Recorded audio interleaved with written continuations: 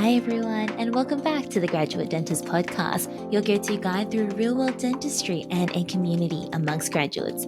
Now, my name is Erica Nguyen, and in today's episode, we are joined by Dr. Carlos Yang and Dr. Shaun Weng. Now, Carlos and Shaun are probably some of the nicest and most wholesome people I've had the pleasure of meeting and interacting with this year, and so I'm really glad to have the both of them on as our first dynamic duo on the podcast. Now, when it comes to the world of orthodontics, times have really changed since when we all got fixed traditional braces as teenagers.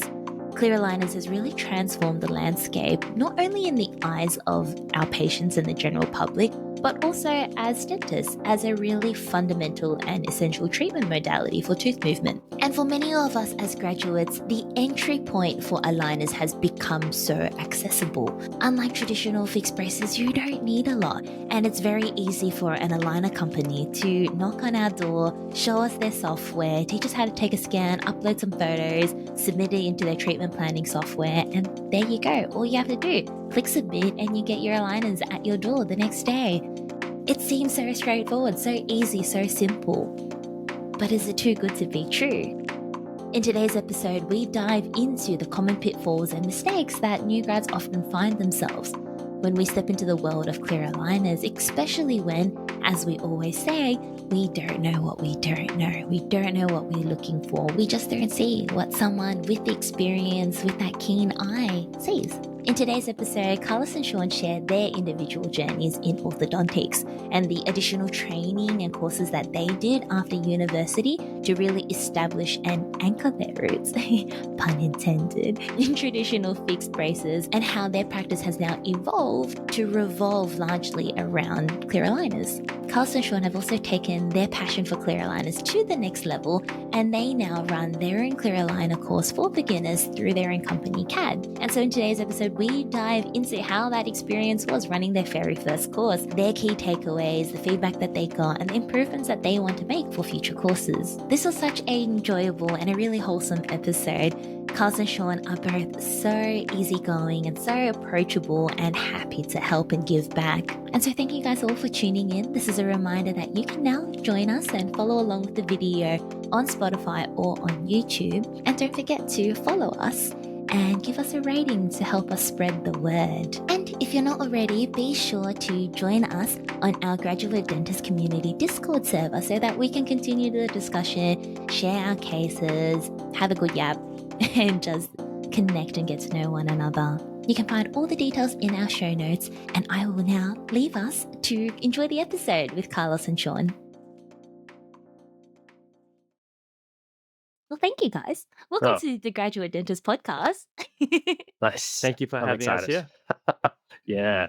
Do you know what? This is my first time having a dynamic duo, like having two people join on the podcast. And we're all tuning in from very different places, so Yeah. different time zones. Shaun's all the way over in Shanghai. So Yeah. thanks for making time as well for us, Shaun. No worries. I'm just glad I'm not lagging. Of all of us, it seems to be like Carlos, who's in Yeah. Melbourne, is the one that's lagging the most, hey? The Melbourne one. The rural Melbourne. That's right. Yeah, you're right. Because right now we've got daylight saving, so everyone is literally on like a different time zone. Different time This zones. is That's this right. is crazy.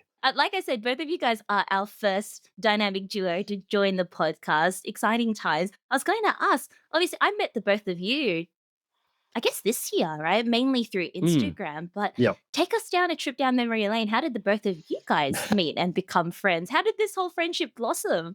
I don't think we've Carlos, you can. really talked. I don't think we really talked about this much. So let's see if our story matches Yeah, up. wait, can we get like the how we met, Yeah. right? So Carlos, you Yeah. go first. What's your take on the story? Yeah, so interestingly enough, I didn't grow up in Melbourne, so I wasn't actually from Melbourne.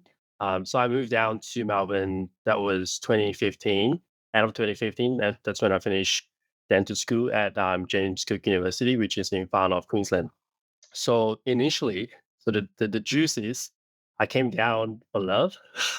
I moved down. For Shaun? Yeah.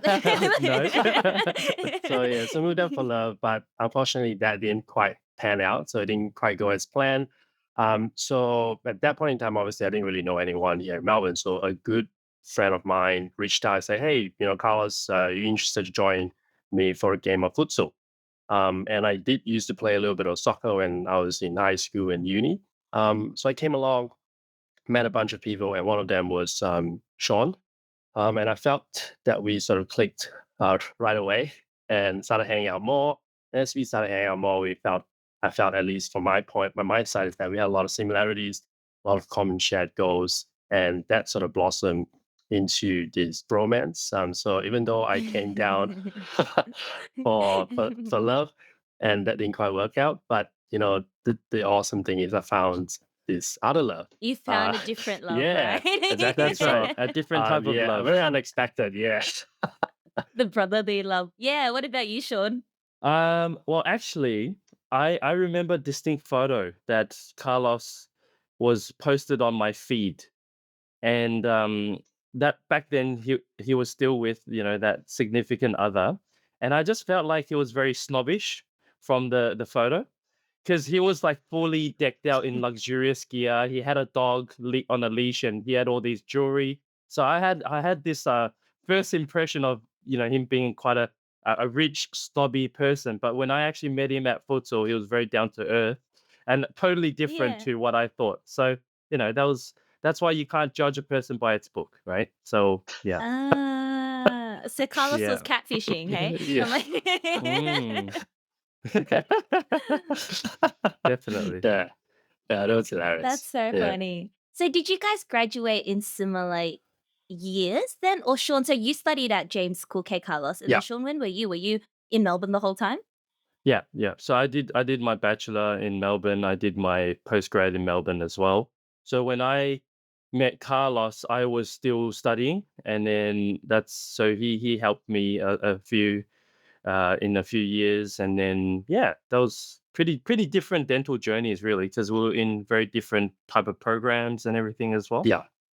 Yeah. Mm, sure. Can we dive into those journeys a little bit then? And maybe continuing on from that for you, Shaun. So you was like still a student at that time. You had Carlos as a friend, but kind of a mentor, would you say? And then what were your first few years like? With Melbourne Uni, we had this kind of MDC, which is that private wing, and we were able to maximize like our clinical experience as much as possible. So I took every chance to see as many patients as I could as a student, and I thought that was very important because I knew when I went outside into the real world, you're gonna have a lot less support. So the more the mistakes and the more cases that I was exposed to as a student, the more I'm ready for the real world. And luckily, in the real world, I was able to also work with like Dr. Hyun Soo, who's also my boss and previous boss and mentor, and he's really placed a huge, great support and in the way that I've developed, because he's the type that does everything, right? He does implants, he does wisdom tooth, he does ortho, and that's actually a reason why after I graduated that I immediately went into ortho and communications um, from the first year, because he said, look, why don't you just do everything and see what you like and then go into those little things, and I'll be here to help out as well. So that gave me the confidence as well. Nice. Did you meet your boss before you graduated? Yeah, so this is quite interesting. I mean, luckily for Carlos, he he Yeah. he did the same ortho program as my boss. Yeah. Oh, So he okay. he did EODO, and then they met each other, and then Hyun was just hiring at that point. So Carlos was like, Mm. "Hey, why don't you interview this dude here? He's pretty nice, and see if you guys gel. If you guys gel, then hire him." So the rest was history. There Yeah. you go. I Yes, love like how everything interlocks and like, okay, so now we absolutely. understand Sean's side of the Yeah. story. And so then Mm. going into Carlos's perspective, then so Sean mentioned that you've traveled a lot more, Carlos, and then Yeah. in JCU came to Melbourne, but obviously moving to Melbourne, you would have been a dentist by that point. Did you start your first year in Melbourne, or were you practicing still in Queensland? Yeah. So immediately after graduation, I actually moved down to Mm. Melbourne straight away. So the only place actually ever worked in as a dentist would be here in Melbourne. Yeah. So for the Mm-hmm. Yeah. past like 9 years, yeah. Yeah. Yeah. And so how did you go about finding a good workplace then? So you helped Shaun find his first Yeah. job. How about yourself? What was that journey I like? think like I would say my work journey and sort of journey as becoming or working as a dentist is something that's a little bit atypical. So essentially, I started off working in a practice where I was essentially the only dentist that was working there. So that's probably something that or rather looking back, that's probably something that I would really not recommend anyone doing, especially if you're coming out fresh grad, because again, you are missing or you're lacking any support or mentorship when run into issues with patients or cases. And that initial couple of years is really important in shaping you as the type of dentist that you want to be. So I think I struggled a little bit in the first 1 or 2 years because of that situation where I was in. But I guess the bonus that came out of that was the clinic, or the demographic that I was in, was the sort of the SEC wasn't as affluent, so people were more willing to say, hey, I have this issue here. I don't really want to go see a specialist because I can't afford it. Why don't you have a crack at it? So there were a lot of patients who were very open to, getting treatments done with me as a general dentist. And that's where I actually picked up a lot of my skills in surgery and things like that. So I think in that aspect, it was both, there was some positives, but, the scary part was, I really didn't have anyone to fall back on because I was literally the only dentist there. So I think that was the scary bit for me coming out, not having someone there for me when things go wrong. And as a new grad, things always always go wrong. Yeah. Goes wrong. Yeah. Correct. How long were you in that practice for? I was at about a year and a half. Started looking at transitioning at the 1 year mark because it was getting a little bit tough. It was hard to really to have no one to learn from, and everything else was essentially you've got to rely and depend on yourself. And so then where did you move after that? So so once I stopped the gig, Just digging yeah, carefully. Yeah. uh, so Yeah. so when I did the transition, then what I ended up looking for sort of two different types of clinic, two different dynamic. One was more like again a privately owned practice, essentially a family dental clinic, where the owner was essentially the boss, and the whole vibe was really good. It was very welcoming, very friendly. So that was the first part time, and then at the same time, I was like looking around, and through the EODO program, I met a few other fantastic dentists, and one of them was the actual principal of a Bupa clinic here in Melbourne. So I had a chat with her, and she told me, "Hey, look, we've opened up recently the last year, and because the suburb that they were operating out of had quite a large number of Chinese or Mandarin speaking patients. So she was like, "Oh, hey, look, you kind of fit all the criteria of a dentist that I'm looking for. Would you want to come in and see the place, have a chat, have an interview?" And I was like, "Oh, look, this fits in quite well with my other days at the private clinic." So I came in, really liked the place. Staff were very welcoming. The vibe was really good. So I ended up taking up these two roles, and I've actually been at these two clinics since then. So for the last 7 years, I've been at these two clinics, and yeah, it's been great.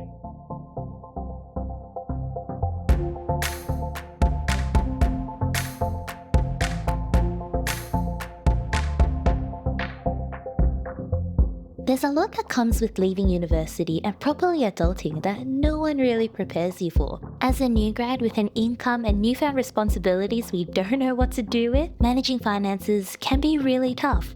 That's where JS Medical and Dental Finance comes in. Specializing in financing options tailored to medical and dental professionals, JSMDF is a completely independent broker dedicated to finding the best bank and lender for your unique situation. Led by the incredible Jason Savage, who personally came to my rescue and worked his magic and helped me secure a loan before I even started working, JSMDF is committed to supporting you throughout your personal and professional journey in whatever way you need. Whether you're looking to to buy a house, a car, a practice, or pay off that year-long CPD course you signed yourself up for, JSMDF offer comprehensive advice tailored to your short and long-term plans. Their goal is to be with you from day one and thoroughly understand your financial needs and provide solutions that best work for you. And so if you're looking for some advice or you simply want to explore your options, get in touch with Jason and his team. A big thank you to JSMDF for helping make being an adult that extra bit easier and for supporting the graduate dentist community. That's really Yeah. promising to hear then. So like you spent a year and a half kind of a little bit lost, but then found Yeah. yourself where you needed to be and then stayed Absolutely. there for That's a right. while. One thing that I picked up that you guys both mentioned was that you guys did EODO, but I guess at different points in your career, whereas like Shaun, from what it sounds like you knew from the get-go that it was something that you really wanted to dive into. And did you do EODO in like your first couple of years, your first year? So Shaun and I did two different programs. So I did the Derek Mahoney EODO program, and that's where I met Mm. Hyun, who Shaun ended up working for, and I also met Diana, who is the principal of the Buber Clinic that I met. So the interesting story is when I graduated, again, because of the clinic that I was in, which was also a bit of a blessing, a lot of patients, it was a growing community. There was a lot of families coming in with kids, and parents were quite interested in the kids getting orthodontic treatment. And at that point in time, because I've just literally just graduated, I had no clue whatsoever about orthodontics, which wasn't really thought well at uni as well. Um, so that recurrent, demand became something that I was intrigued. So, hey, look, there's a lot of demand for this, and they would literally, go to the next dental clinic because we're not providing that treatment. So, from a patient retention point of view, I was like, hey, let's see what program is out there. What are some of the long-term programs that can get me ready, to provide such a service to this community? And I was looking around and I found some good feedback online about EODO, and I literally jumped in on my first year. So I actually signed up late because they started. I believe the first module was in like February, and I only signed up in April, so I missed like one or two modules, which I then did a bit of catch up. But from like the first year, and I think Shaun has a similar story. Like I sort of dived straight in and did that 2 year EODO program by Derek. Yeah, So you guys both did it in your first years. Yeah, yeah. I yeah. did Author Shaun. Ed by Jeff Hall in my first year as Ah. well. Yeah, so we did different programs, and I think that's also very interesting. As I think we'll later delve into the podcast when we created our course.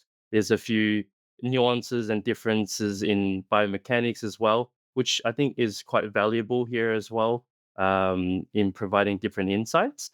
But yeah, same thing. I knew that ortho was going to be a big thing, and that there's if you don't do ortho these days, it's going to be harder to retain patients and families and things like that. So yeah, we pretty much just said, look, first year go in, and luckily, as I said, with the mentorship and things like that, I felt a bit safer to tackle cases.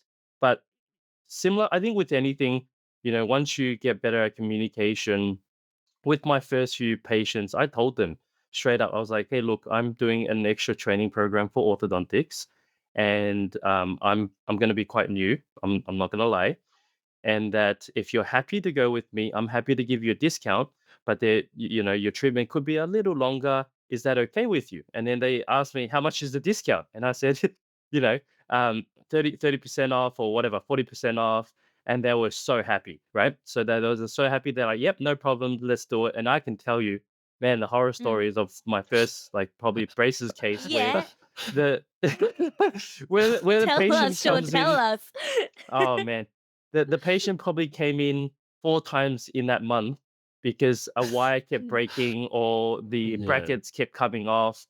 And guess what? Every time they came in, they were super nice about it because they knew I Oh, was yeah. learning, Yeah. right? Yeah. And That's so, you good. know, I think it's so important when you're picking the first few cases of a topic that you're not as expert in yet. So whether it's implants or ortho, you got to pick not just a relatively easier case, but you need to pick a nice patient. That is so crucial. So Yeah. you know. true. Yeah, Yeah. yeah. I think that's a So, really valid point, and I think it's hard to understand as a grad because you don't really understand, like you haven't seen enough cases to know what's a good case or what's something That's that you right. can tackle on. And I Yep. remember, like when I first graduated, I almost felt like every extraction I had to do, or every tooth, it was like this is a problem I have to solve. If I can't solve it, I'm not good enough. Like you got to step up, you got to do it. But then with a bit of time, you realize you don't have to treat every single patient, you don't have to treat every single case. And oftentimes, I feel like when you go to course providers, they'll say, pick the low hanging fruit. And at first, I didn't get that. Like when you first graduate, you're like, what do you mean? I want all the fruit. yes, But then that's right. you realize that there are so many easy, manageable cases Yeah. Mhm. out there that it's good to start off with to build your confidence. I don't do much orthodontics. I've only just started dabbling in aligners. And again, this is all Mm, like stuff that we're going to Yeah. dive into more, I guess, throughout the episode. But I took on one aligner case last year on like the nice. easiest, nicest, Nice. best patient in the Yep. world who was super ultra compliant. And I'm Yep. like, you kind of need that Correct. Yes. to Yep. when you're still Yeah. trying to figure it out, Absolutely. right? Hmm. Yeah, because I That's think so a weird. point of Yeah. stress, a point of Hmm. stress as a dentist, right, isn't just the Mm. Hmm. clinical aspect. And I Hmm. think, Patient sometimes we management. hear Yeah. the professors say, yeah, we hear the professor says, look, the clinical part is probably the easy part. It's the patient Mm. factors that actually Yeah. complicates things a Mm. lot as well. Yep. So, yeah, once again, you pick the right patient, the journey goes a lot smoother. Then you can just focus on the clinical part, which you're a lot new to. But if you have both sides really caving in on you, you'll feel a lot more stress, a lot more pressure. Like imagine the patient complaining about the braces, the wires coming off, and then this is your first case. You're already not knowing what to expect. That can add a lot more stress for you. Yeah. Yeah. How about you, Carlos? What was your experience with your first few So ortho cases? with my author cases, I think I was in a way a little bit more fortunate because Derek actually, when he runs his EODO program, he has a hands-on component involved in it as well. So the typical hands-on component is when you go into his clinic and you do some observation, and he also allows you to essentially work for him as what he calls his Oberlumpus or minion. Uh, so that's why I Yeah. like to call it. So you can go into his Yeah. clinic, there will be a senior orthodontist or senior dentist who will be looking over your shoulder, and you can do some of Mm. those bracket placements, wire changes, and things like that. So before I had I had started the program a few series of few course, a few lectures in. I found like a suitable patient. Again, very important, easygoing. Um, the expectations are not great. They're happy with any sort of improvement. And the case itself is not something that's overly complicated. So I ran that by him, and we came up with a plan. So 1 month before we were going to start, I contacted him. So I went into his clinic, did some work, got my hands on and skills up to scratch before I saw my patient. So that actually really helped because I felt like if I had dived in straight away, I would have really no idea what to do or what's going on, especially when I was working solo in that clinic at that point in time. So that actually got me ready and up to scratch with what I needed to do for that first appointment, which is really important. Yeah. Both of you having done, I guess, Ortho Ed and then EODO, both of them were these like long form courses, hey? Yes. Were there other like major differences that you guys noted between the two? Because obviously it's a question that a lot of people Hmm. ask, like, hey, I want to get into ortho. What are the pros and cons of different courses that are available? And I guess this is wonderful because both of you guys have done two of, I guess, the biggest well-known courses within Australia, Yeah. like long form for ortho. Yeah. You mentioned, Carlos, that EODO has that hands-on live patient component. Yes, that's right. So I think that was one of the biggest takeaway that I had because obviously lecture notes and whatnot, the concepts and theory were, I guess, in some instances will have some overlap or will be quite similar between all the different types of programs. But it's more so the hands-on component that really sold me. Yeah. How about you, Sean? Do you have any insights or thoughts to add on that? Yeah. I mean, so with Ortho Ed, when I first graduated from their program, they just started. So they didn't have a hands on component on patients per se. They did have a lot of typodonts. But recently they have introduced like going to other countries to actually work on patients with Jeff's mentorship as well. So that's there.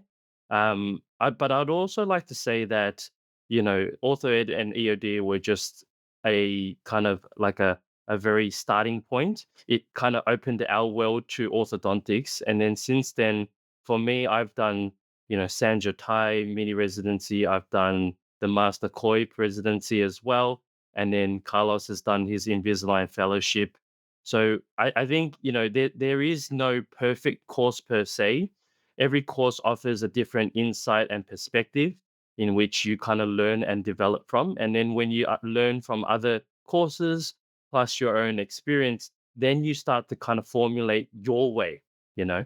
And I think that's also very interesting to note. Yeah. Yeah, you take a little bit from Yeah, everything and then make correct. it your own. Would you say Absolutely. the way Yeah. that you guys work is very similar? You guys would have obviously been collaborating throughout the whole time and brainstorming. Now you Yeah, guys run courses together, but you mentioned before yeah, even like philosophies on biomechanics yeah, differs a little bit yeah. because of your different journeys. What do you think about that? Sure. Carlos? Ah, very good. Yes. So like Sean mentioned, throughout our journey, there's this constant nonstop learning process. So even though I've completed the 2-year, Derek Mahoney EOD program, I actually then went on to do the 1-year IA Dent residency program by Candy. And that was very insightful. I reinforced a lot of knowledge that I already learned from Derek. So there were a lot of similarities. There were also some, subtle differences as well, which then give you some new perspective. And I think the turning point for me, which then lead to the transition of aligners, was literally during COVID, right? So I had patients who were on aligners and they were just progressing as per normal because they're changing their aligners at home. But those other braces patients I was seeing, I couldn't actually see them because in Victoria, how strict the lockdown rules were, and those patients were essentially stuck.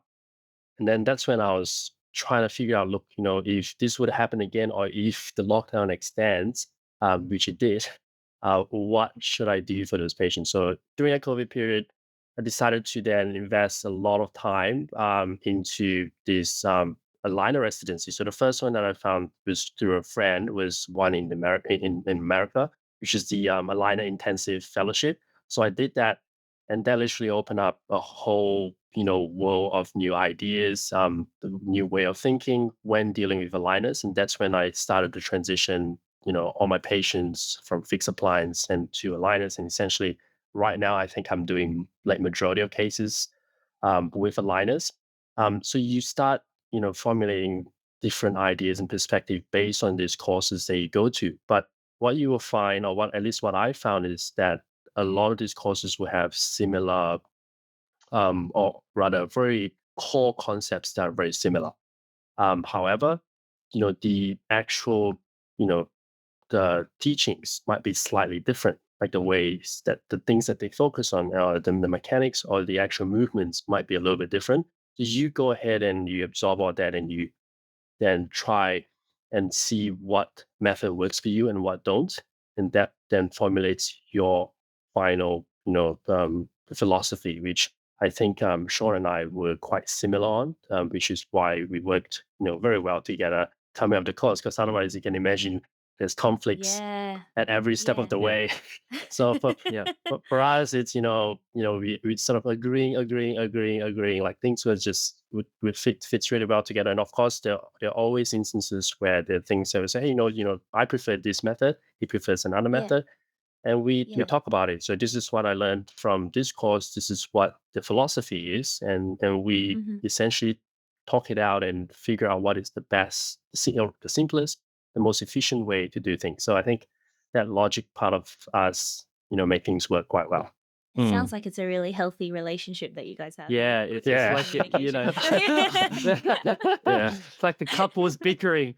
But I mean, Yeah. no, we have had we have had instances where I didn't agree with Carlos or he didn't agree with me, and we had Yeah. to actually whip out our own cases and say, "Look at this, Yeah. right? This has actually worked." No, Yeah. honestly, yeah, Yeah. we have. And Yeah. Right. then we would get into a very heated but civil Yeah. argument about which philosophy we should be teaching or Yeah. utilizing. based on what facts and the literature. Like we will quote. There's almost like a debate, honestly. But in the end, Yeah, I which is think fair. Yeah. yeah, exactly. Yeah. But I think in the end, we just want to make sure that the outcome is predictable, right, every time, and that it's easy to adapt. Because no point going through a way that is super complex, overcomplicating things. Yet, it's a lot harder for delegates to understand. So yeah, I think we were able to iron out some of these creases by the end of the course, and that wasn't really an issue. Hmm. Yeah. Yeah. Would you also say yourself, Sean, have transitioned mainly to aligners? So, Carlos, you say but predominantly you now Yes. mainly do Yeah. aligners. Is that the same case for you, Sean? Yeah, so it's quite Yeah. interesting. I mean, Yeah. I feel like even when I was in university, I kind of knew that aligners will pop off, right? I mean, it's kind of the newest thing, and that a lot of patients all want aligners. They've heard of Invisalign, they want Invisalign, and now I'm not advocating that there's no room for braces, and I feel like braces are really good. I mean, we've both been traditionally trained. Both Carlos and I, we started ortho learning braces first, right? Yeah. Yeah. And we understand what the strengths of braces really. You have pure 100% control over your root tips, your torques, and everything. Whereas clear liners, you're probably not much there as well. But then clear liners offers a lot of distinct advantages, as Carlos mentioned during COVID, but also different type of biomechanics like intrusion of teeth and things like that. And so, I feel like if you only have a hammer, then every problem looks like a nail, right? But if you know there's different ways That's to, what. oh, thank you. If you know there's different ways to adjust things and you can look at it from different perspectives, yes, I Mm, only do clear liners now. However, the braces knowledge that you've learned isn't totally useless because you'll mm, understand, hang on, why is it that clear liners is good at this but bad at that? And you Yep. understand, oh, mm, from a braces perspective, this makes a lot of sense.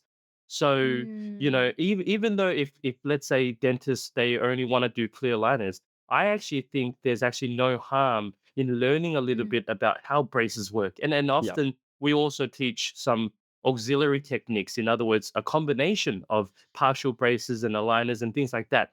And that really makes the case a lot more predictable as well. Yeah, that's really fascinating, and it kind of just reminds me of I did a interview episode with John Hagliasis a little while Mm. Oh ago, yes. and obviously, like he's a big advocate for clear aligners, and we talked about this whole concept, which I thought was really fascinating about the things that we do now that you wonder in 20 years' time will become redundant in the same way that 20 years ago the things that we did then are now redundant now, right? And I think we're at this really incredible or like interesting stage of dentistry where the things that we learn in dental school, and a lot of that is still quite traditional, differs to what is outside in the real world. Aligners being one big thing where it isn't really covered actually at all during uni. We learn a little bit about traditional fixed braces, but aligners isn't something that's much discussed about, but very much, I guess, the way of the future. In the same way, we have chats with the biomimetic dentists and they talk about, oh, everything being adhesive and how it differs from traditional approaches. But at the same time, you still need to understand where did it evolve from, right? I'm curious to dive a little bit more into what you mentioned, Sean, about how, people wanting to get into aligners now and doing it without necessarily a fixed ortho background. I think that's perhaps something like a position that I'm in Mm. where when I first graduated, or I guess during uni, I thought that I would want to do fixed braces or something I'd want to dive into. And I never ended up following it up, never decided to jump into a course or anything, Yep.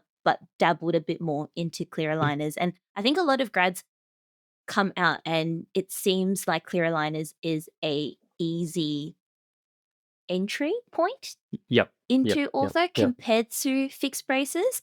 What do you guys think of that? And then how would you, I guess, what advice would you have for grads wanting to get into ortho and like Yep. starting with aligners? And what do you think is important? You mentioned before there's no harm in having a bit of an ortho understanding, but I guess if we kind of break that down and Yeah. pitfalls that sticky situations people might get into.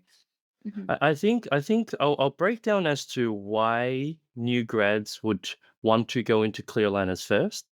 I mean, these days with the digital age, we've got scanners already, right? We've got a lot of the design is on computer, exocad, DSD. So we're very used to using our mouse to determine what we want to achieve. Okay. Now, with clear liners, all you need is pretty much a scanner, okay? And the rest is pretty much history. You've got composites already, you've got all the tools already, so you don't need to have a lot of other investments. Now, if we talk about braces, well, firstly, you need the practice to buy you brackets. You need wires. You need a whole heap of wires, not just one type of wire, because we know night high stainless steel and things like that. And then a lot of the planning nowadays, don't get me wrong, with the new advances, there's a lot of digital bracket systems now. So in other words, you can actually get the lab to choose where your brackets want to be. So that's a little bit of indirect ortho now. And that's pretty good as well. But it's a huge load of investment as compared to clear aligners where you can, as you mentioned, Erica, your first case, you can pretty much start straight away because the aligner companies prints everything out for you and all you need is some composite, right? And so that's number one. And I think number two, going to like clear liners, I think the marketing that Invisalign has done over the last 10 years has been, let's just say phenomenal, in which all the patients, even Know it, dentists, right? they know it very well. And so when a patient comes in wanting Invisalign, you're immediately thinking, oh, I should provide Invisalign for them. But once again, when you understand the differences between braces and clear aligners, you'll also know, or you need to understand as well, where aligners aren't as good, right? Where you have a little bit more of a pitfall, and you need to be a bit more wary of just recommending aligners alone, and you need to know when to refer these cases as well. But the thing is, with the amount of research and R&D going into aligner, which is such a big space, there is possibility, like technology, right? That in the future, that there could be even better methods to kind of solve the shortcomings of these aligner modalities. Yeah, absolutely. Mm. I think building on what you said, Sean, as well, I think another benefit or huge benefit that I found personally with clear aligners is, as you said, all you needed was a camera and a scanner. You get all Mm, your records, yeah, but also not necessarily having to make a decision on the spot with the patient. So, yeah, like, I'll do the scan, I'll take my records, and then I go see Yeah, my senior dentist. I'm yeah, like, correct. hey, Yeah, can I correct. do this? Yeah, Can you help me treatment plan? Can we go yeah, through absolutely. the treatment planning software together? And then they help you plan and then like, okay, now I go back to my patient, presenter, whatever, you order your aligners and then you can track it all, I guess, remotely. And so I guess as someone new to it, or you don't necessarily need to be like know how to problem solve in the moment at that Yeah, appointment compared to, I guess, fixed traditional braces where you are adjusting, you're changing your wires, you're making all those adjustments chairside. And coming back, looping back to what you said at the very beginning, Sean, about when you're learning mm, something new, you're trying to manage your patient, you're yeah, trying to figure out clinically what to do as well. I feel like that's one of the perks that I've found personally about clear aligners is just, absolutely. Yeah, okay, I don't yeah, necessarily absolutely, need to have the answer on the absolutely. spot, Yeah. right? What do you think, yeah, Cloudless? Would you add to that? Yeah, I think Sean had some really good points, and Mm, I absolutely agree. Like the biggest barrier for entry as someone who wants to start off with fixed, orthodontics is the amount of investment that you need upfront. Like, but not only that, you need a whole heap of equipment, the wire cutters, and all that things ready at the clinic. So if you're working at a practice that is not geared for orthodontics, then you need to actually then speak to, the practice owner or the practice manager for them to actually invest in that. And especially when you're just starting off, from their point of view, it's like, oh, look, is this a good investment for the clinic? Because, what if you start off a few cases and you don't decide to go ahead or you don't like it, then all the stuff that I bought is now, gone to waste, which, has happened to a few friends of mine that I know that they've done programs, 2-year programs, and then they decide, hey, look, this is not really for me. I'm not really going to do fixed auto anymore. So from that aspect, I think it's a huge bonus, starting off, if you go into clear liners, and the amount of overhead that you need is very, very minimum. So that's wonderful. And I think as well, because of the marketing from Invisalign and from all the aligner companies, a lot of patients actually come to you wanting to straighten the teeth, and they specifically would ask for anything that's not fixed. And essentially, I don't want any braces. Can you do this? So the I mean the demand is there, and as a result, you can see that we are responding to the demand, and as a result, many dentists are wanting to get into the aligner game. Yeah. One thing that our Erica, listeners always— uh, oh, yeah, sorry, yeah, Sean. Yeah. I'd like to just add what you mentioned about the like being put on the spot to kind of treatment plan. Yeah. So one thing that I found as well was two words: proactive and reactive. So what I meant by that is I feel like braces, a lot of the times you're reactive. In other words, yes, you have a plan at the start, but when the patient comes in, you take photos or you have a look and then you react to, oh, what do I need to do? If this tooth is torqued the wrong way, I need to change the bracket. So you react to the situation. Proactive in clear aligner sense means that I do all the planning at the start, and most likely, if I plan it right, everything else should follow. Of course, in aligners, there's refinements and things like that, and that could be part reactive. But a lot of the work is already done at the start. And if you do it properly, a lot of the times it goes quite smoothly. So that was one of the major differences that I found as well.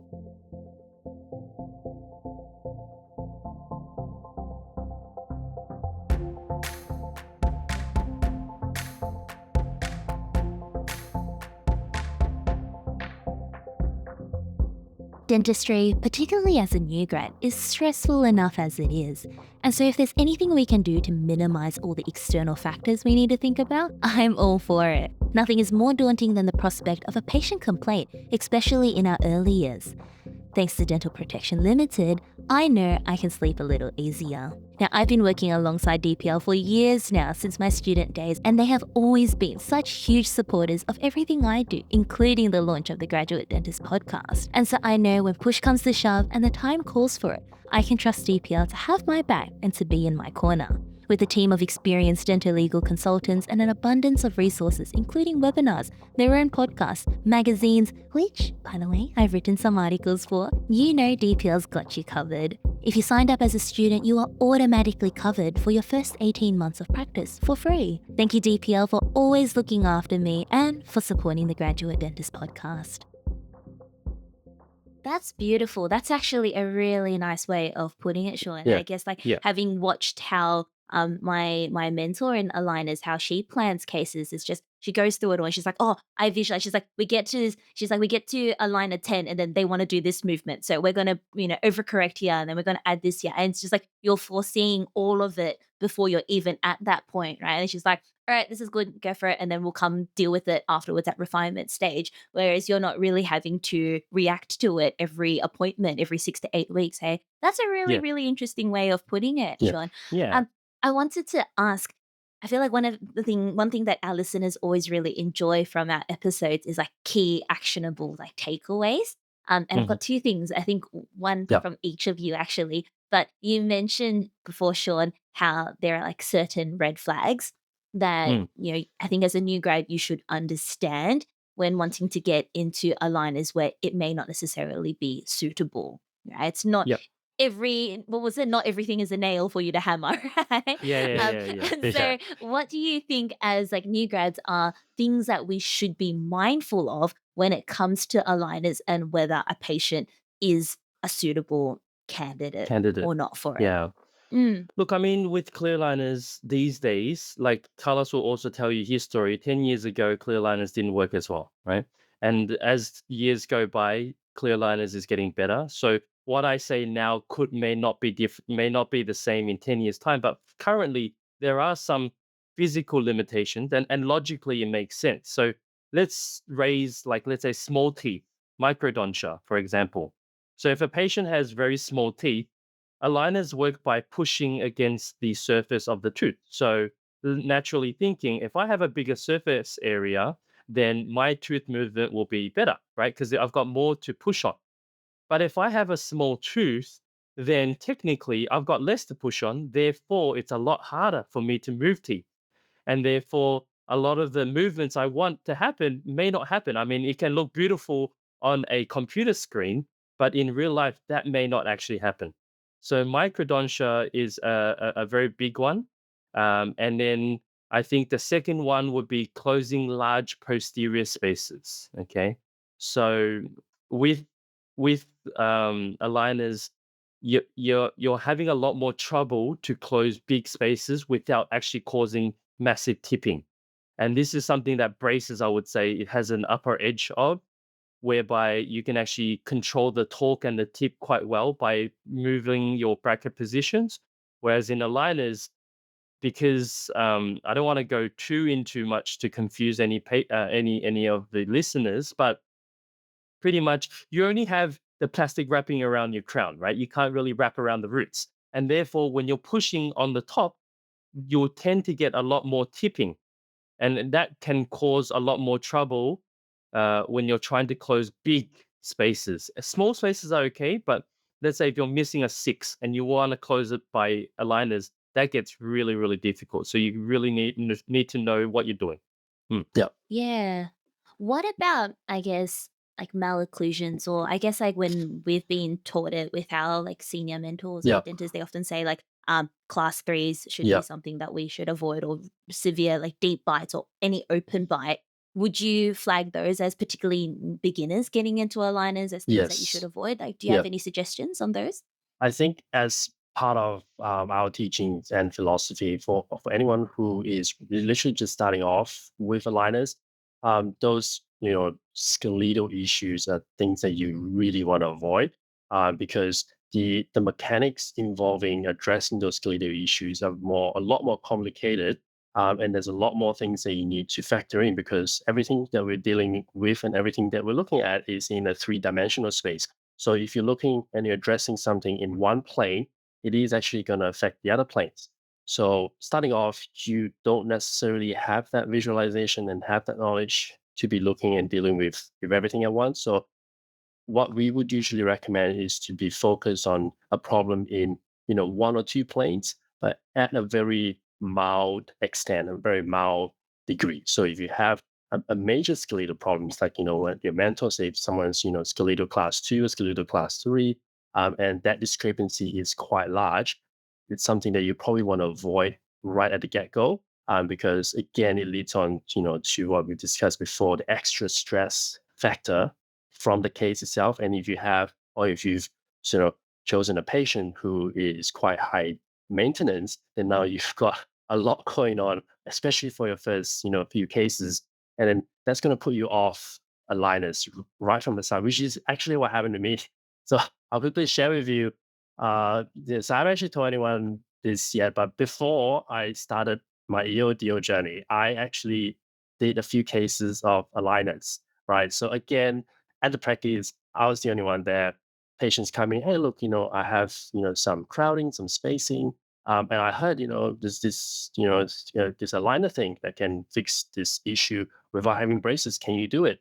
So I've had a few of those inquiries, and I was like, hey, look, let's go find out what's all this aligner thing about. So I was approached at that point in time as well by one of the quite reputable aligner company. So I was like, oh look, let me sign up for this. It was a weekend course, 2 days.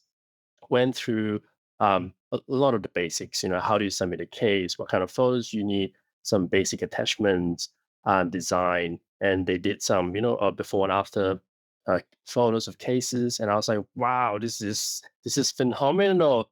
Like, you get so excited, so hyped up. Like, this is possible with aligners.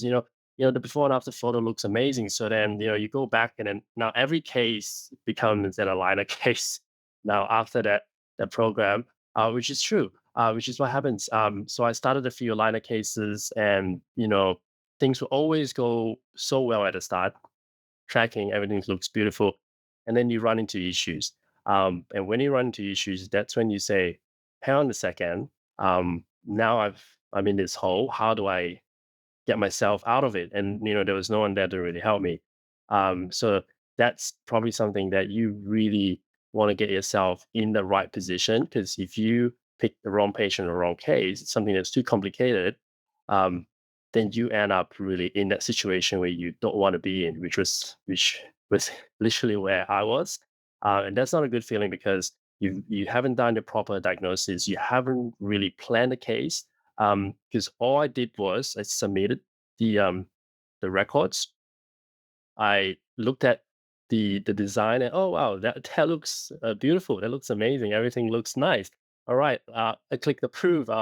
Without really looking at what was going on and what was happening to the movement and understanding what the mechanics was to get to the end result. So that's probably where a lot of the issue arises. Is that it's not really the system itself that is a problem, but rather my lack of understanding or my lack of planning at that stage that caused a lot of the issues. So to avoid that, it's really having a good understanding of each step of the way and having someone there that you can rely on, that you can get feedback from, and which is great because you work at a practice obviously that have very good mentorship for aligners. So that's something that's really really helpful. Yeah, we often say on the podcast that one of the pitfalls as new grads is that we don't know what we don't know. Mm. Mhm. And that very much seems like your case, Carlos, where you first started, Absolutely. you're a new grad, Yeah. you get told by this rep, like, oh, look at the before and afters. You're like, Yeah. awesome, submit, let me do it. Yeah. If you think back to those cases back then, do you remember what specifically it was where you said it started off okay and then it went downhill? Was it just that things weren't tracking, the movements weren't correct? Like, what, in hindsight, what exactly was it that went wrong with those cases? Yeah, so that's I had a few good success cases where it was just very basics, very mild crowding, very mild spacing, which would work beautifully with or without any knowledge of aligners, which is why I think Sean and I had this discussion a while back that there are a lot of successful cases that are treated by those Smart Direct Club, which goes direct to consumer, because there are a lot of cases which can be managed with just aligners itself. But those cases where I really struggled with were a lot more complicated, where you're looking at, more severe crowding, and you had a major class discrepancy, class two or class three, which obviously at that point in time, I wasn't ready, or I didn't actually have the knowledge to diagnose that and to say, hang on a second, this case is way out of my scope, right? Whereas all I know at that point in time is I'm looking at the simulation and that looked amazing. So that's achievable. And now looking back, if I had the knowledge which I had now, and if I look at the same simulation, hang on a second, I'll be looking at the way that the teeth are moving. Is that mechanics sound? Is that actually feasible? Because that's what you're going to be asking yourself. What you're seeing on the computer software, is that actually going to happen in real life? Because the computer and the software can show you any type of movement that you want, right? But it is up to us to really know if that's actually possible biomechanically. And that's the key difference, I guess, between where I was back then and where I am now. Yeah. Yeah.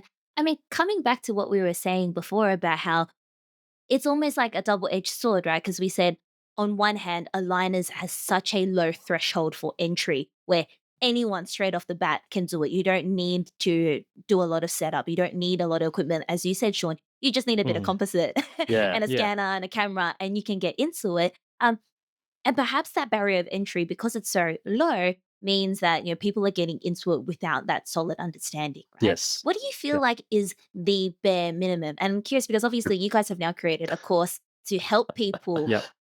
go from nothing into getting aligners, right? But what do you feel like is the bare minimum people require to safely start aligner cases? Is a weekend course enough, right? What else do you Mm-mm-mm. think is something that you should have before you start dabbling in it? Yeah. I think, look, with clear aligners, with okay, with any topic in dentistry, whether it's implants or full mouth rehab, more complex things, you need to know the diagnoses, right? If you get the diagnosis wrong, no matter what you do, it's going to be wrong. So you need to actually understand the ortho diagnoses.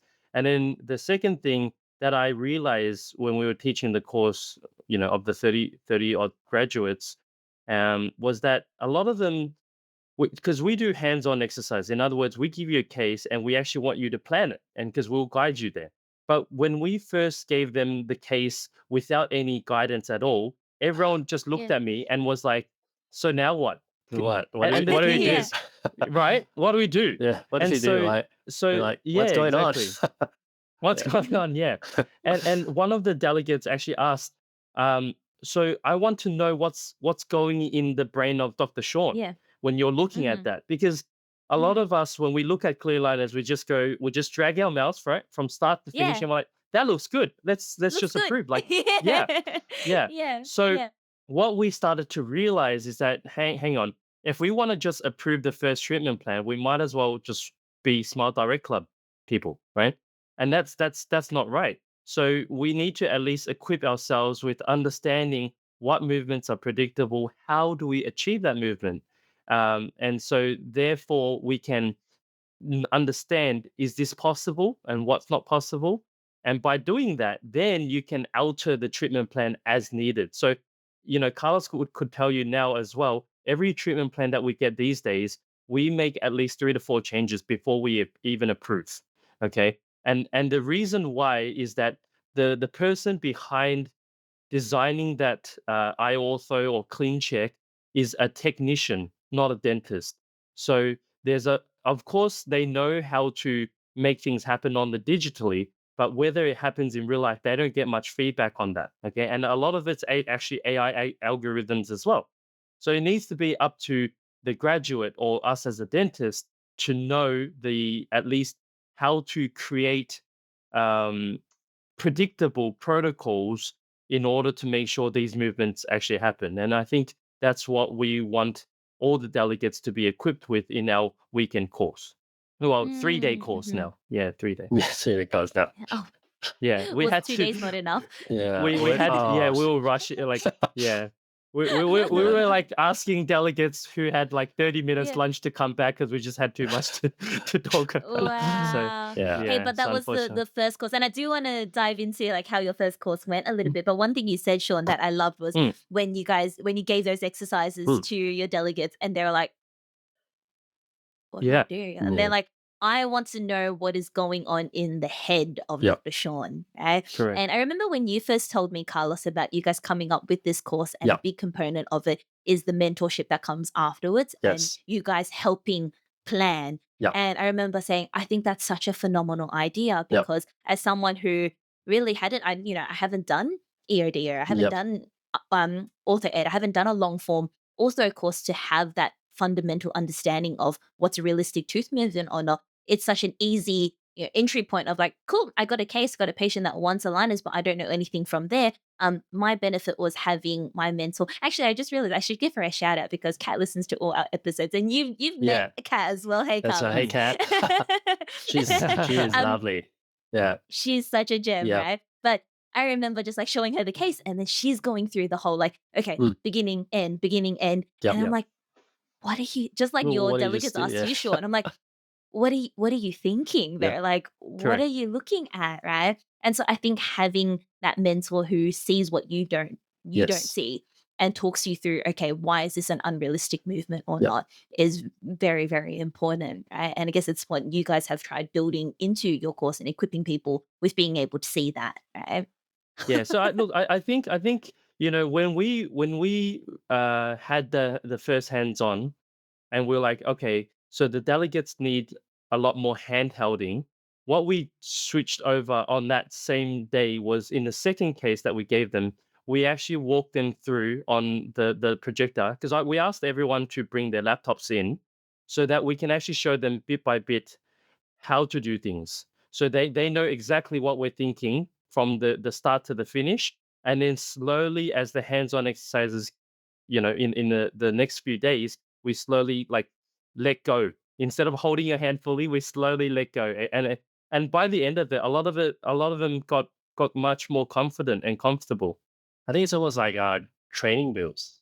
Like when you Yeah. first ride a bicycle, you would Yeah. have, literally 2 training wheels at the side. So that's what I think we've evolved the hands-on section to, where we start off with, this is what we see, this is what we do. Step 1, and then everyone follows. Yes, we're on the same page. Step 2, 3, 4. And then that then gives them, an initial idea, because that's essentially, I think for most people, that would be the first, right, the first time that they've done something like that. So then So the second hands-on, we would then, two training would take one wheel off, right? We would then say, now this is step one, this is what we need to do. But we don't show them. They will have to then say do it themselves. And then finally, when they get more confident, we'll take the last training wheel off, and then we'll say you're on your own. We're just gonna go around and have a look. So I think that's where we've evolved our hands-on to. And then this actually leads on perfectly to the mentorship, because when we're doing the actual mentorship, it'll be very similar to what they used to. We go in, we look at the diagnosis, we verify everything, we get into the actual plan, and that's the exact same thing that we're doing. More repetition. This is the steps, this is what we look at, this is the changes before you submit the revision. So I think that multiple reinforcement then gives them, a lot more. It makes them a lot more ready and a lot more confidence to then, move on to their actual first solo case. That's awesome. Good parenting, guys. Yeah. Yeah. Yeah. I think that's what we're looking back and saying, when I first started, actually, the reason why we're doing this is I wish I had Yeah. That's that. what you had. Yes, like Yeah. Yeah. instead of Totally. all the marking around and all that, the winding road that we've taken. Like we did this literally because we're saying to ourselves, look, if we had to start over again, I actually wish that's what we had, someone to guide me through this process. Lots of repetition, because the more times you do it, it gets reinforced. Yeah.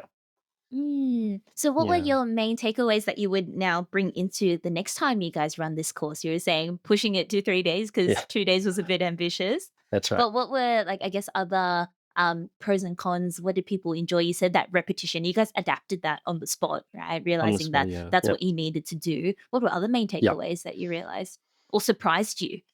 Look, I think overall feedback was actually quite good. We were able to kind of discuss protocols for each type of malocclusion in a simplistic, but also we always concluded it again at the end. So we give the delegates the notes so that they can actually revise back as well. But I think, like anything in dentistry, practice makes perfect. So the more practice that you have, the better you'll get. And so we've actually, in the 3 day course, we've added more hands on, because I think we gave feedback and everyone loved the hands on. So we're like, all right, let's just do more hands on as well. Um, yeah. And then, because with the hands-on, I think the main thing was you feel comfortable moving the teeth, because we actually teach to 3D control the teeth. So not just asking the technician, hey, can you move this tooth to this incisal edge? We actually move it yourself. So you start to learn how to actually move these things, and you have a lot more control. It's like, how in DSD we draw the lines as to where we want the teeth to be, and this should be aligned with aligners as well, where you know where your teeth should be, you know how to move them there, and then the rest becomes a lot easier.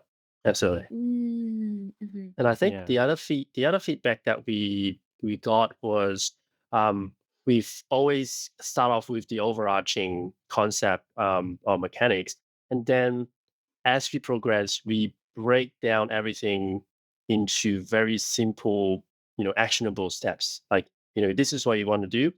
This is step one, two, three, four, and this is the rationale why. And part of the course feedback, people were saying that simplifies, everything, and makes it more understandable. And you can actually apply it quite easily. Our aim was to make sure that once you walk out the door after the 2 days, you should be able to understand the protocols, but also utilize the protocols then and Mm. there. So that was our That's aim really when we were awesome. creating the course material. Yeah. Yeah. Yeah. I just was thinking as you guys were talking about like more repetitions, just keep repeating it until it Yeah. becomes muscle memory. Gym. Do you guys Yes. do Kumon? Oh, you guys thinking gym? I was just thinking Kumon. Yeah. I Yeah. did North Shore. I don't know if you know about North Shore. Oh Like, yeah. yeah. Similar. Yeah. Similar. Just Yeah. drill it in. Lots Hey. of Yeah. drills. Yeah.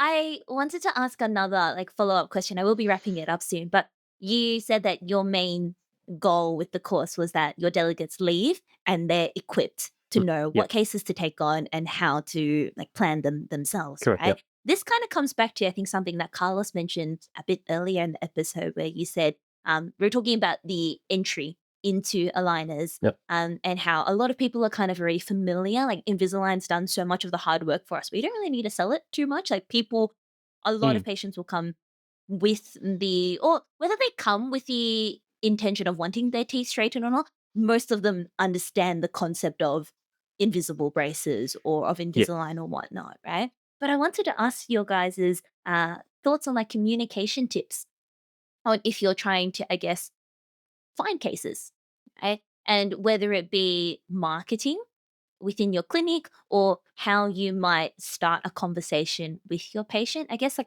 some practical, actionable tips for our listeners who want to get into aligners and are just trying to find suitable cases for it. How might you go about looking for cases? I think that's a very, very good question. So part of our course as well, we do go through some like real life case scenarios where for someone, who's going to go back to the clinic on Monday, what are some of the things that you can look out for? And what are some of the conversations that you can potentially have, with your patients? Because these are the patients that are in your practice and you've seen them regularly for the recourse or for the treatment. So we have similar philosophy as well. We're not really advocating any of those, really pushy or sales pitch. Yeah. So what our philosophy is essentially is more education, right? So if you see some crowding that's present that's causing, excessive, plaque or calculus retention, your job as a dentist now is then to inform that the issue is present and what are some of the consequences like periodontal disease or decay or caries risk. And then it's up to the patient themselves to see, hey, this is a concern of mine. What are some options that are available? So it's more coming from an education point of view and not saying, oh, hey, you need aligners because your teeth is crooked, or you need aligners because of this and that. It's more saying, this is an issue, and there are some risk involved with not dealing with it. And it's up to then you wait for the patients themselves to be aware, because if the patient does not want to do anything and they're happy with the current situation, then we then need to respect that. So if some of the patients that you see say, "Oh, no, hey doc, yeah, this has always been a concern of mine, but no one has actually told me about this.